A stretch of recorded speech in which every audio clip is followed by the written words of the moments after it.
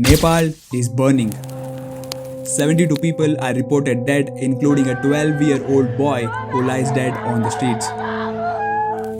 The parliament is in flames. The prime minister resigned within 48 hours. K.V. Sharma Oli has in fact submitted his resignation. And the cabinet of ministers ran away from the country. All of this was caused by a Gen Z protest. But the same Gen Z who set everything on fire is now back on the streets, cleaning the mess and rebuilding their country. This is not just a protest. This is the story of how Nepal's young generation toppled the government in 48 hours and why they are doing something no revolution has ever done before. What you are witnessing in Nepal right now isn't just another political crisis. It is a masterclass on how the current generation, famously termed Gen Z, took matters into their own hands and decided to rewrite the fate of Nepal. You might think all of these protests were due to the ban of social media in Nepal, but the real reason is much deeper and darker. In this video, we'll try to uncover all of them. To understand what's happening today, we must go back to the early years of 2000s. Until the mid-2000s, Nepal as a country was under the rule of kings and royalty, but the people of Nepal were not happy with this. So in 2006, a massive movement was started against the autocratic rule of King Nanendra, and the public demanded democracy.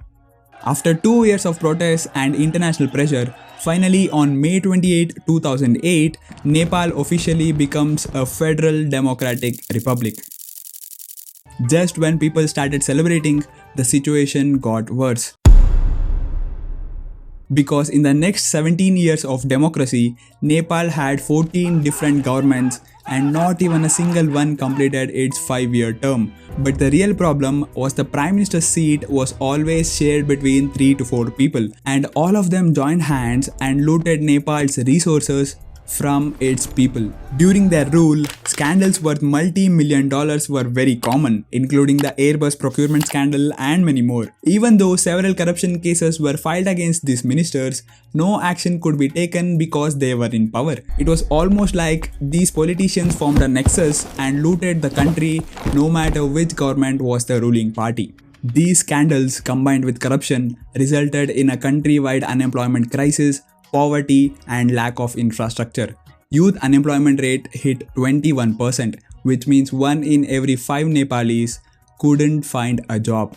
While politicians became millionaires, 2,000 Nepalis had to leave the country every single day looking for work. But the heartbreaking part was 15,000 young Nepalis were so desperate they joined the Russian military to fight in Ukraine.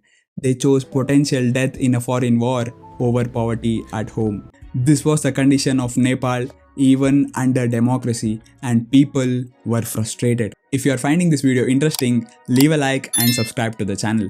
The spark that ignited even more anger was the videos posted by politicians' children on social media, flaunting their Gucci bags, Lamborghinis and European vacations. The contrast was sickening. On one side, ministers' kids boasted of their rich lifestyle, and on the other, Nepali youth returned from Russia-Ukraine war in coffins. Gen Z decided to expose the politicians, and this video started trending all over social media with hashtag Nepokids. While one reel showed a minister's son's car collection worth more than millions of dollars, another exposed how a politician's daughter spent more on a birthday party than what 100 Nepali families earn in an entire year. People were enraged looking at this contrast, and the situation was getting out of hand. So the government decided to step in. On September 4th, 2025, they banned all the social media platforms: Facebook, Instagram, WhatsApp, YouTube, Twitter and everything, with an exception of the Chinese app TikTok. The government claimed it was to stop fake news and maintain harmony, but everyone knew the truth. It was to silence the Gen Z. This was the final nail in the coffin. As a backlash towards the decision, the Nepali citizens decided to protest against the government.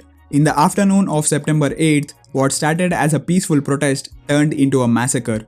The gathering was supposed to be a silent march towards the parliament, but police started using water cannons and rubber bullets to stop the people. When they did not back down, police opened fire towards the public with real bullets, causing injuries to over 400 people and deaths of 19 individuals, including a 12-year-old kid. The government had just made the biggest mistake possible. Within few hours, the news exploded across the nation. Kathmandu, Pokhara, Bharatpur, every major city erupted. The parliament was set on fire. Prime Minister's residence was attacked, and the cabinet ministers were evacuated by military helicopters like a war zone. Within the next 48 hours, the Home Minister resigned. Social media ban was uplifted, and Prime Minister KP Sharma Oli also handed in his resignation. Gen Z had destroyed the government in just 48 hours. But here's where the story takes a turn that no one expected. On September 10th, the same youth who had set the streets on fire were back with brooms, garbage bags, and gloves to clean the mess and rebuild the country. They weren't ordered by anyone. No politicians asked them to do it. They just did it. As of September 16, Nepal has elected their new Prime Minister Sushila Karki through a Discord server. I repeat, an election for the Prime Minister post of a country through a Discord server. This shows the use of technology by the current generation. So the Generation Z of Nepal showed us what we are truly capable of if we put our attention in the right space. And people around the world are taking notes. What do you think? Are we witnessing the beginning of a global Gen Z revolution? Drop your thoughts in the comment section below. And to learn how two engineers transformed the education system in India through YouTube, watch this video on the screen. I'll meet you in the next one.